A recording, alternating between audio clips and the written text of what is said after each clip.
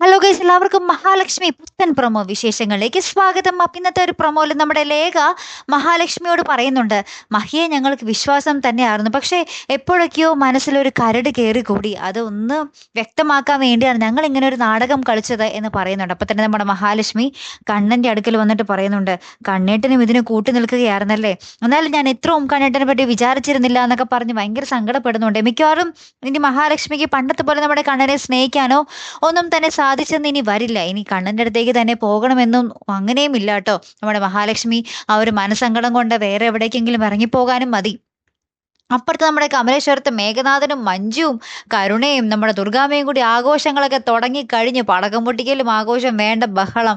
ഓ, ഇവരുടെ പിരിയൽ നമുക്കിന്ന് ആഘോഷിക്കണമെന്ന് പറഞ്ഞ് അവിടെ തകർത്ത് അർമാദിക്കുക. അപ്പുറത്ത് നമ്മുടെ പ്രതാപനും മുത്തശ്ശിയും എല്ലാവരും ഇങ്ങനെ ആഘോഷിക്കുക.